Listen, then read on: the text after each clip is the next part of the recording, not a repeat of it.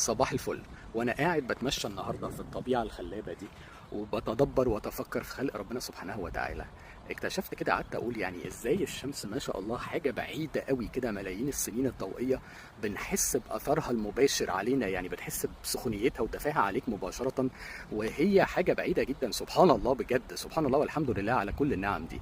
فانا قعدت افكر كده ان كلها كونكتد ببعضها، يعني كلها مرتبطه ببعض. يعني الشمس دي لو تفكر كده، شمس وهواء وميه، هي من ضمن العناصر الأساسية جدا عشان الشجر ده، الفوتوسينثيسيس بروسيس، اللي هي عملية التمثيل الغذائي أو الضوئي للنباتات اللي بناكلها. ولولا النباتات برضو احنا يعني الماشية والبقر والجاموس والفراخ والطيور والكلام ده كله بياكل، برضو كتير منهم بياكل نباتات. فعايز اقول لك ان هو لولا الشمس اللي هي اصلا ربنا خلقها طبعا سبحانه وتعالى، بس هي الاساس في اختلاف الفصول والمواسم، وهي بتخش في عمليه التمثيل الغذائي، فنقدر ناكل نباتات ونقدر ناكل خضره ونقدر ناكل فواكه وخضار ونقدر ناكل ماشيه ولحوم وطيور.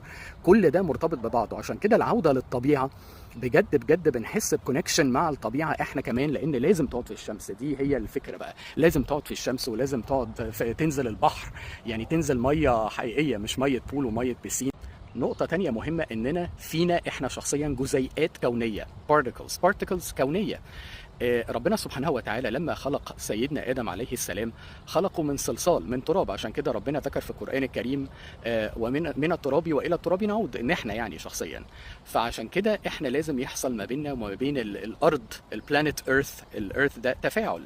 لأن التفاعل ده بيخلينا لما نمشي على الأرض ونقعد في الارض كده ويحصل كونكشن ما بيننا، صله وتواصل، بنعرف نفرغ الشحنات السلبيه ونعيد شحن اجسامنا، لان احنا محتاجين الشمس ومحتاجين الطبيعه ومحتاجين الارض ومحتاجين الميه.